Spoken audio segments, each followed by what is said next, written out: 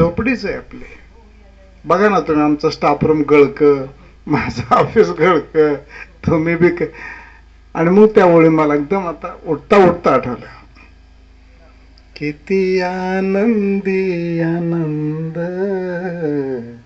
या झोपडीत माझ्या, दारे आणि तिजोऱ्या त्यातून होती चोऱ्या, दारास नाही दोऱ्या या झोपडीत माझ्या.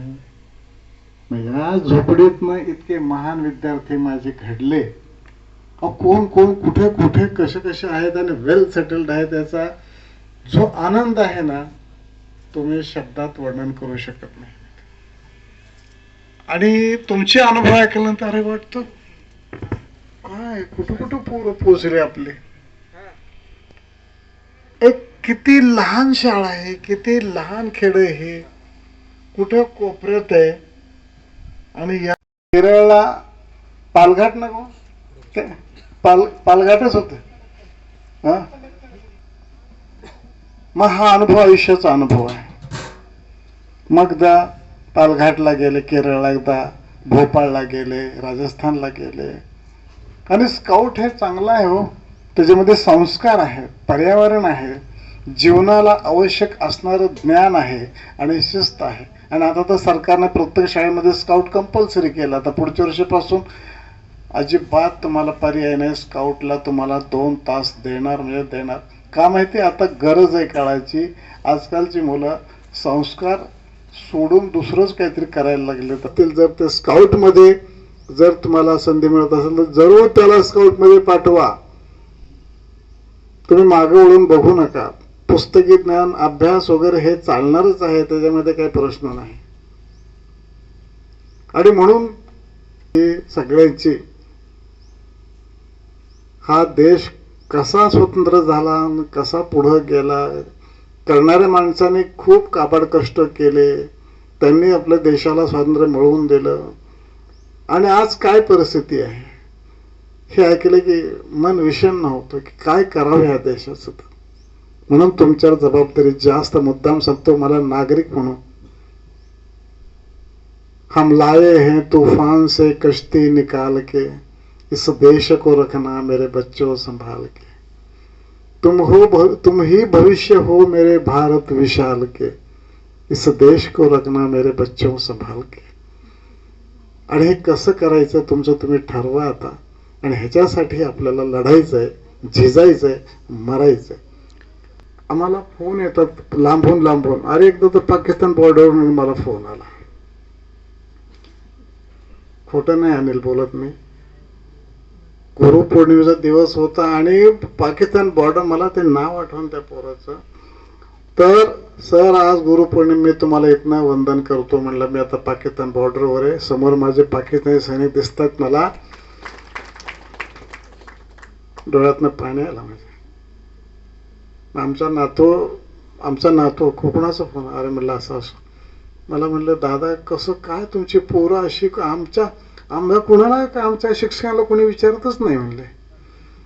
ते म्हटलं मी तुलना करत नाही म्हणलं, मला तुलना कुणाशी करत नाही.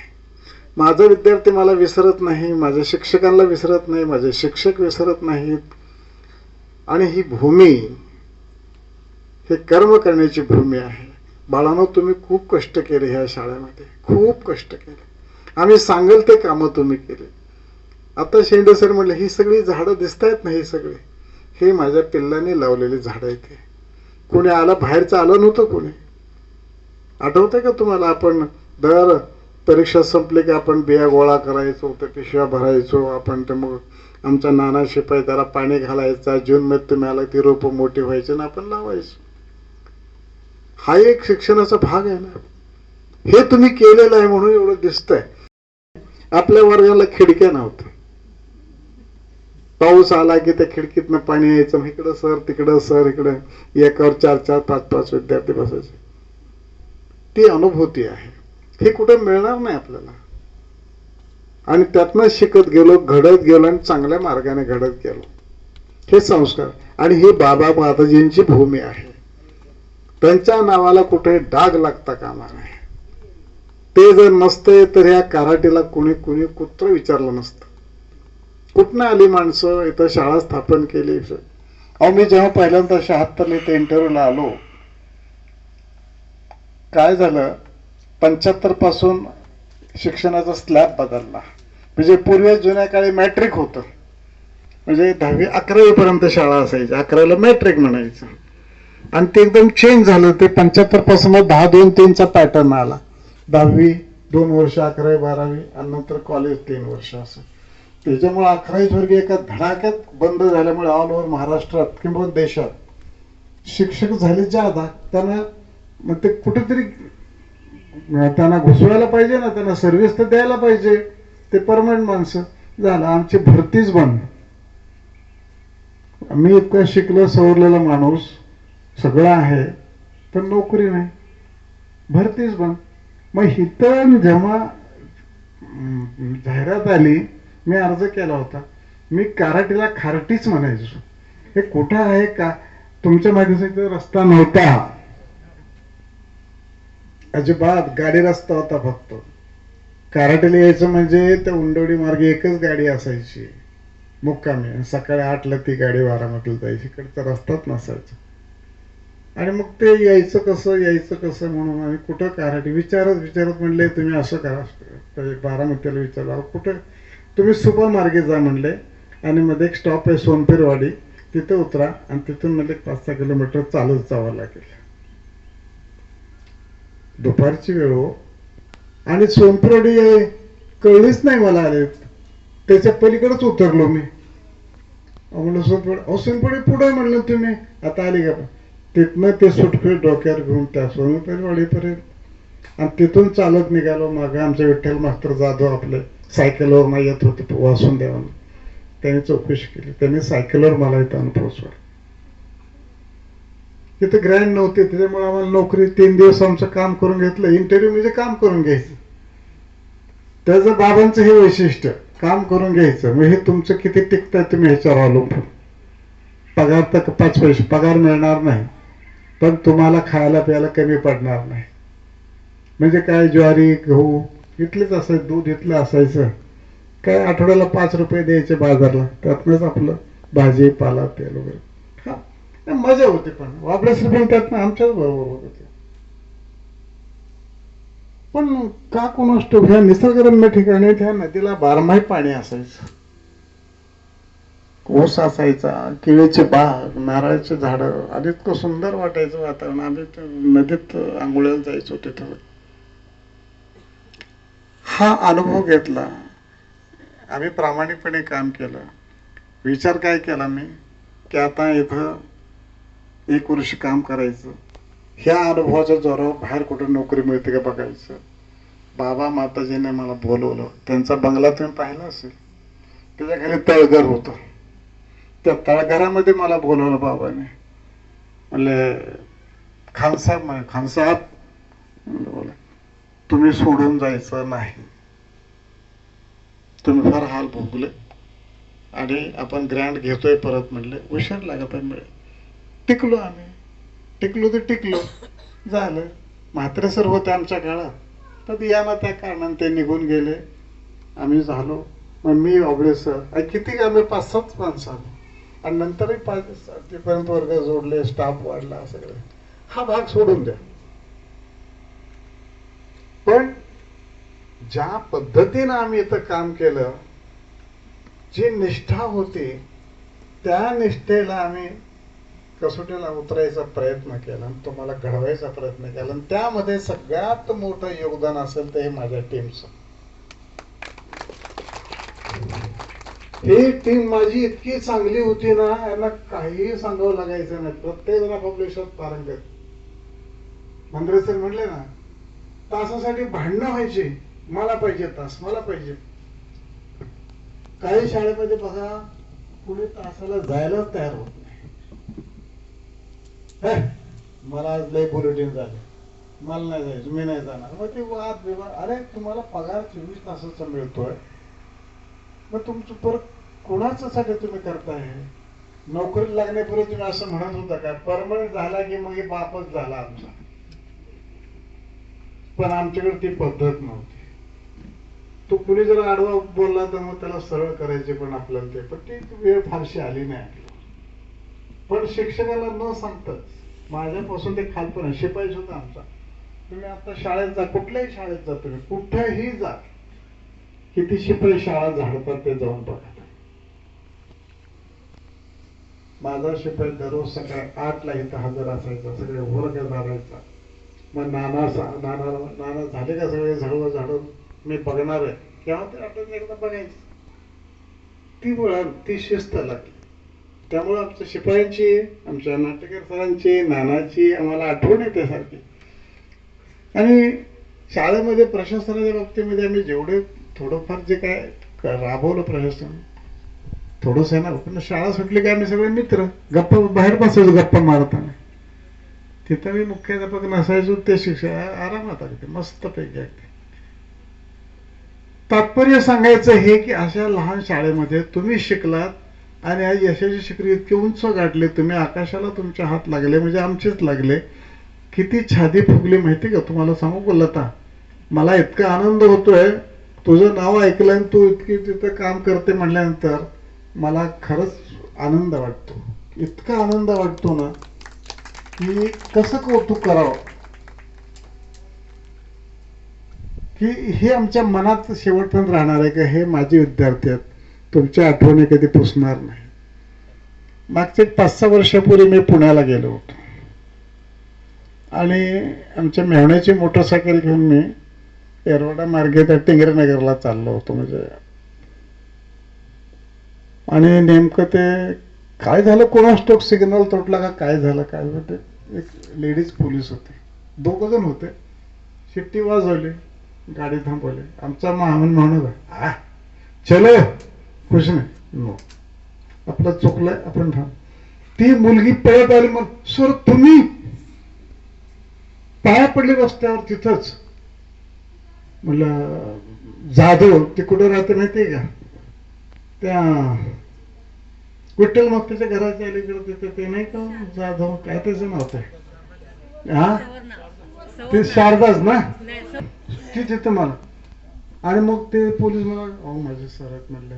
मग म्हणले सर आता जायचं नाही, चला म्हणलं तुम्ही आपण हॉटेलमध्ये जा. अगं नको म्हटलं, तुझी ड्युटी सोडून नाही, मग माझं चुकलंय आज म्हणलं. नाही म्हणले जाऊ दे आता सोडून, मी पहिल्यांदाच गाडी चालवते म्हणलं पुण्यात, त्यामुळे कदाचित चूक झाली असं म्हणलं. नाही ते सोडून द्या म्हटलं चला. मग मला नेलं तिथं, काय करून कसं काय, म्हणजे किती म्हणजे तिला कौतुक वाटलं, माझे सर अचानक भेटले. मग अभिमान थोडा नाही लता, म्हणून शब्दात सांगू शकत नाही आम्ही. हे अविनाश झाला आमचा आज खूप मोठ्या ह्याच्यावर आहे. अनिल लडकत महाराष्ट्रभर नाव गाजतात, काय त्याचं काय, पेपरला वाचतो आमची छाती फुगून जाते. टीव्हीला मुलाखत नाही. मग हे कमी नाहीये. तुम्ही कुठल्या क्षेत्रात काम करता त्याच्यामध्ये स्वतःची ओळख निर्माण करा. कुठलंही हलक्यातलं हलकं क्षेत्र असू द्या, पण अगदी मजूर जरी साधं तुम्ही मजुरी करत असाल तर म्हटलं पाहिजे नाही यालाच कामाला बोलवा, हा प्रामाणिक आहे. टंगळ मंगळ करा, ही स्वतःची आयडेंटिटी ओळख निर्माण करा. तशी आमच्या शिक्षकांनी ओळख निर्माण केली आमच्या. त्यामुळे कुठे गेल तरी ते स्वतः कमी पडत नाहीत, त्यांचे विद्यार्थी कमी पडणार नाही. त्यामुळे मला त्यांचा अभिमान आहे. आणि ते चांगले होते, तुम्ही लोक चांगले होता, आणि महत्वाचे म्हणजे ग्रामस्थ फार चांगले होते. आमच्या प्रशासनामध्ये कधीही अडथळा आणला नाही. तुम्ही जे कराल ते. मी माझी नातवंड ज्या शाळेत शिकतात इंदापूरला कॉन्व्हेंटमध्ये इंग्लिश मीडियम मध्ये शिकतात, अविनाश तुला आनंद सांगतो, तिथले डॉक्टर कदम म्हणून पॅडियाट्रिक ते म्हणजे बालरोग तज्ञ, त्यांनी काढली शाळा. त्यांची मिसेस ते बघते, ती पण डॉक्टर आहे. पालक मीटिंग घ्यायलाच घाबरतात ते. का माहिती का? 1-2 वेळा पालक काहीतरी थोडस आडवे बोलले, काय झालं मग बोलणारच. आम्हालाही सुरुवातीला अनुभव आला की मी आपल्या सरांशी चर्चा करायचो की सरांशी, हे बघा आपली पहिली वेळ आहे, लोकांना बोलू द्या, त्यांना बोलायचं काय बोलायचं ते बोलू दे, आपला अपमान करतील ते, पण त्यांची मनातली जी वाफ आहे ते बाहेर जाऊ दे एकदा, म्हणजे आपल्याला आपल्या चुका कळतील ना. बोलले काय काय काय काय काय काय परत मग आता 1-2 मिनिटं झालं, परत कधी आम्हाला अनुभव हा प्रसंग. मग पालक मिटिंग मध्ये म्हणजे सर तुम्ही जे ठरवाल ते काय बरोबर आहे नाही सांगोडे सर, काय आपल्याला त्रास झाला कुठल्या पालकांचा. पालक मिटिंग दर महिन्याला घ्यायचो आपण, काही नाही, काही अडचण येत नाही. काढणीचे दिवस असायचे, सकाळी शनिवारी शाळा, सकाळी सगळे वर्ग वाटून द्यायचो मी, ओळीने जायचे आणि हे तुला हे तुकडा, तुला हा तुकडा, तुला. अरे 2 तास टाकी ज्वारी काढून आणि तुम्हीच लोक पेंड्या बांधायचं. आता ताप आहे कोणाच सांगा, चला ज्वारी काढायला. आता नाही, त्याचं कारण आहे तो विश्वास यांना निर्माण करता आला नाही. तो विश्वास निर्माण केला पाहिजे विद्यार्थ्यांच्या. आणि ते कायला जमतं काही नाही, पण आमचे शिक्षक, आता माझा आवाज पहिला सगळा राहिला का नाही मला सांगता येणार नाही बरं का, पण गोड गोड मानून घ्या आणि मला संधी दिली तर ठीक आहे. भातुकलीच्या खेळामधली, भातुकलीच्या खेळामधली राजा आणि राणी, अर्ध्यावरती डाव मोडला अधुरी एक कहाणी. भातुकलीच्या खेळामधली राजा आणि राणी, अर्ध्यावरती डाव मोडला अधुरी एक कहाणी. राजा बदला मला समजली शब्दा वाचून भाषा, राजा बदला मला समजली शब्दा वाचून भाषा. माझ्या नशिबासवे बोलती तुझ्या हातच्या रेषा. काराणीच्या डोळा तेव्हा दाटून आले पाणी, अर्ध्यावरती डाव मोडला अधुरी एक कहाणी. राणी बदली बघत एकटक दूर दूरचा तारा, राणी बदली बघत एकटक दूर दूरचा तारा. उद्या पहाटे दुसऱ्या वाटा, तुझ्या गावचा वारा, तुझ्या गावचा वारा. पण राजाला उशिरा कळली, पण राजाला उशिरा कळली गूढ अटळ ही वाणी, अर्ध्यावरती डाव मोडला अधुरी एक कहाणी. तिला विचारे राजा काय जीव असे जोडावे, तिला विचारी राजा काय जीव असे जोडावे.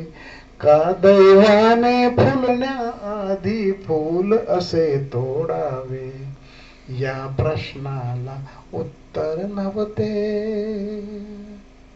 या प्रश्नाला उत्तर नव्हते. राणी केविलवाणी, अर्ध्यावरती डाव मोडला अधुरी एक कहाणी. का राणीने मिटले डोळे दूर दूर जाताना, का राणीने मिटले डोळे दूर दूर जाताना. का राजाचा श्वास कोंडला गीत तिचे गाताना, गीत तिचे गाताना. वाऱ्यावरती विरून गेली, वाऱ्यावरती विरून गेली एक उदास विराणी, अर्ध्यावरती डाव मोडला अधुरी एक कहाणी. भातुकलीच्या खेळामधली राजा आणि राणी, अर्ध्यावरती डाव मोडला अधुरी एक कहाणी.